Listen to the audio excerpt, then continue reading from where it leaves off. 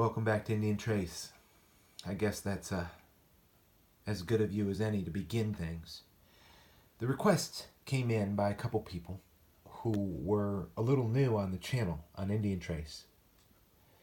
And they were wondering what I meant exactly when I said my display box artifacts. I mean, we have frames and we keep certain things, but as many of you who know Indian Trace know that infamously, in some ways, I try to keep my consolidation of North American Indian artifacts right here. I don't know if I can get my hands up high enough to see all this.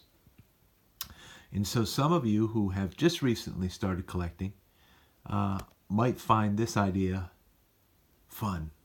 But I said to myself, I want to do it a little different so that those who are on Indian Trace, well, the shadows on this side, will be able to get a little bit of a different grasp. You know, in here, and so I'll go around, I'll make some comments today, be able to post up. We did these. See, this is where I keep my, I've got a lot of, wow. Can you believe that? Changes the lighting just like that. Look at that. My hand does that. Strange, isn't it? Anyway, I keep my sugar quartz in there. We won't take any time there. We really cover the sugar quartz in a couple videos past. And with this natural light, you can see the variance of the sugar quartz. But it goes right back in there. I don't know if my focus will come in. And then, I mean, we can go right down into the bottom. And there's plenty of big stuff. I keep it all on the bottom of the box. So there's just great ideas, I think, for anybody who's happens to be a newer collector and wants a place where their artifacts can sleep until they can either buy some more frames or what have you. So I was going to take some time today and just grab a couple pieces as we're going. And I have to sort of move in slow motion. If it doesn't come out easy, I won't get it because I'm not going to drop it. I have some scrapers down there that I absolutely love. My favorite scrapers. And I mean, really, there's only like 6, 7, 8 scrapers in there. And some different unique stuff on that side that are sort of blades. And I know they probably work some hides in terms of scrapers, because they had to have tools that were not always super sharp, but sharp enough where they could separate the hide from the body of the animal fairly quickly. And if the blade is too sharp, it might not have worked. I'm not positive. And then some blades there. So you can see at the bottom, and I'll go through. You guys remember that pendant? It lives in the wide open right down there. And I have my other, not pendant, but similar thing, which is a atlatl thing. I'm not sure how I was going to organize this video, but I knew that I wanted to give some people an idea of what I'm talking about when I talk about my display box. Now this bin here is where I keep a lot of stuff from the clay pot. And stuff that, and I hate to say I consider older, because it's all old, and it's very difficult to pinpoint all the ages. I mean, look at this. This came from the Rise blunts that I don't really find that often.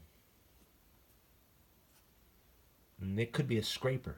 I don't know what the whole theory is in reality, because we didn't live 1,000, 2,000, 3,000 years ago to know why they did that. And so we speculate. I still don't know really why they might do that. Could be a half-disc scraper.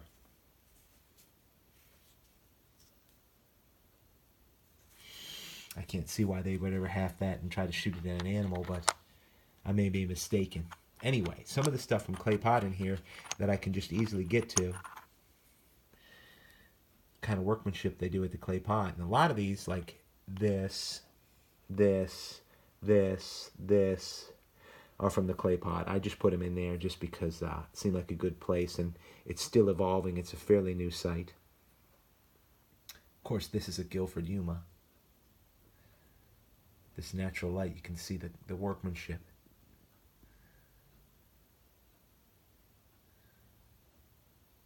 Some great artifacts.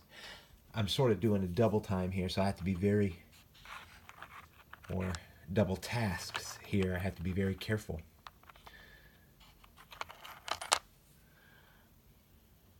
Clay pot.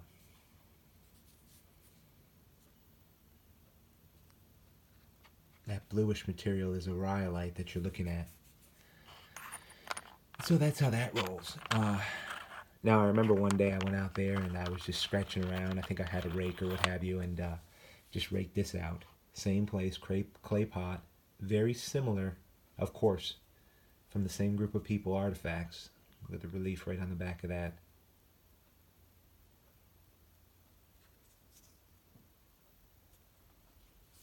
Anyway, what else could I share? Oh, here's something. I'll just grab this while I can.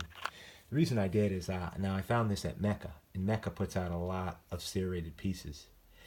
Now, I say a lot, but listen, I was talking to a friend, I think it was just yesterday, in comment, and these serrated pieces around here are super rare. I don't find many serrated pieces. I guess you could say a fair amount, but they are limited because in this box where there's so much represented, I guess you could say, there's not, if you just take a glimpse here, there's not a whole lot of serrated pieces. And if I went over here, just took a look where the light is good, you're going to see now this piece came from the clay pot as well.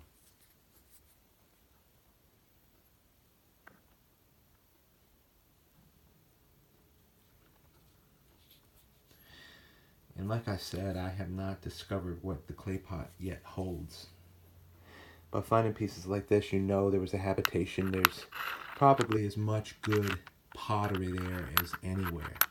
But I was talking about serrations. And if I go down here, you're really not going to pick up a lot of serrations. You know, through all these rhyolites and what we saw in here, slight serrations on that. Of course, this is a very unique piece from Notchville in sugar quartz. And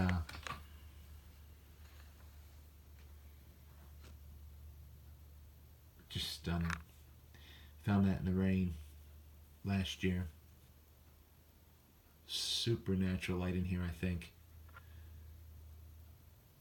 But serrated. So, I mean, it is rare. And you can just, if I went down the line, you'd see there's really not a whole lot of serrated stuff.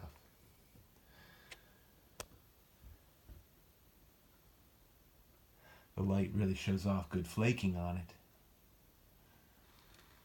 as it all sits quietly and has its resting place in safety until it has to move on to the next owner or the next place.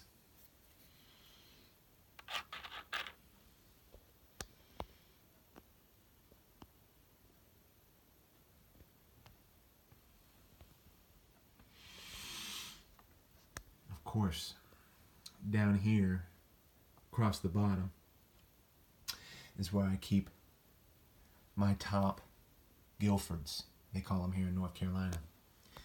Now, if they were bigger in mode, with a shape like these, in a different flint, I guess they call them Sedalias.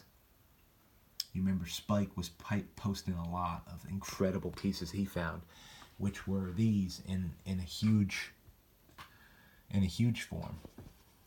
See if I can get one here.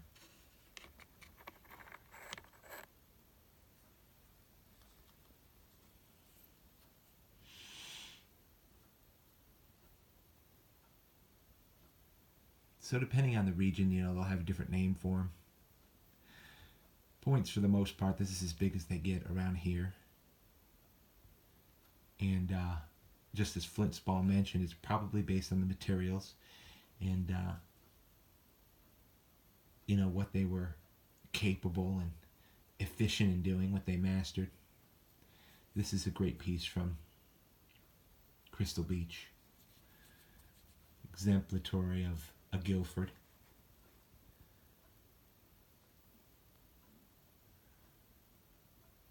So I don't know about you. It's a little bit slow in the winter.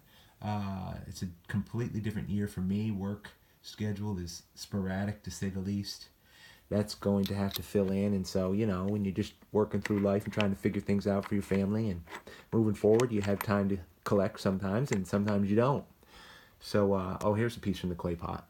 You'll enjoy this. It's a Guilford Yuma again.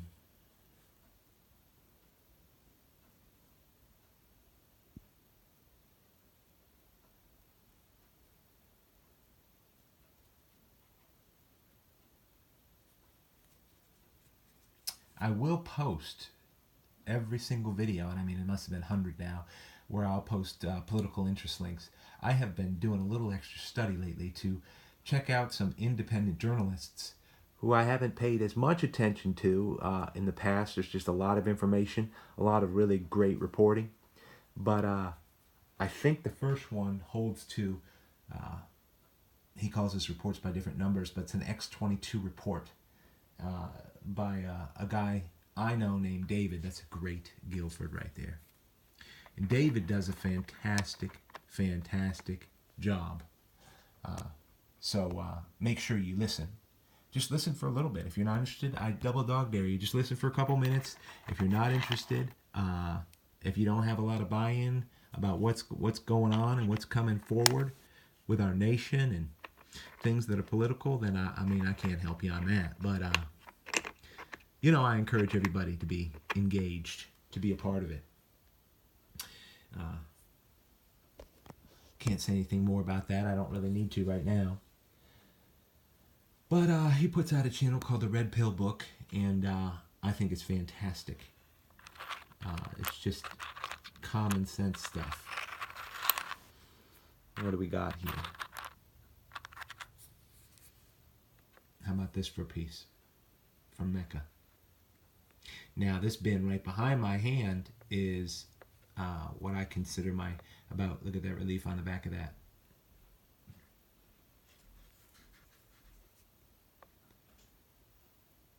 My 2-inch G10s.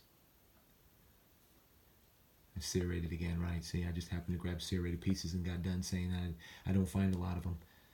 A fair amount. I suppose, in all actuality, the way points are flaked, they're all serrated to a degree, but not exaggerated.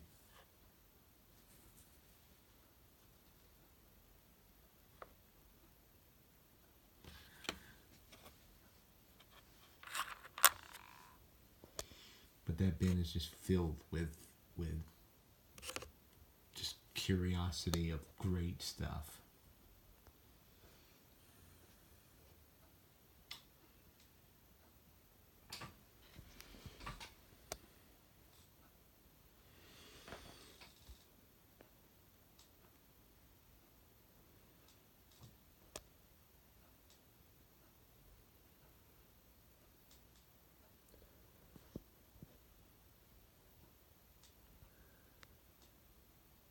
I had to have a place for that tooth, and you know that's true.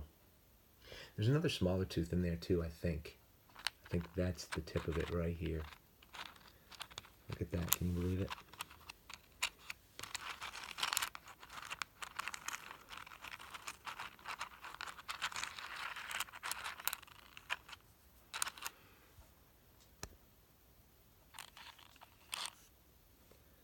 Certainly don't find them that often. I mean, this is just a killer tooth. This one was small.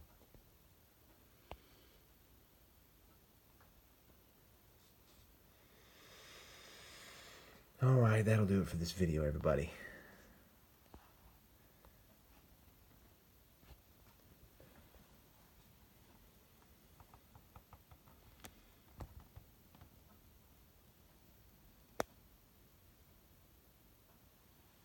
Again, oh, we didn't even get up to the smoky quartz. I mean, look at this kind of quartz they produce here.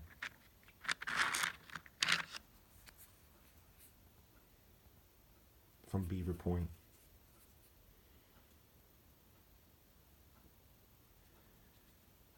Well, you can't say they couldn't work quartz, right? God knows they could.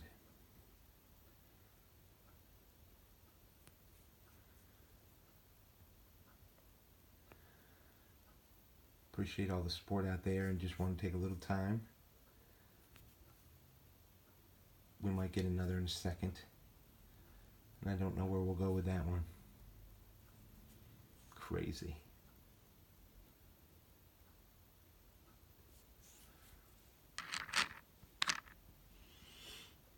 Hope you find that there.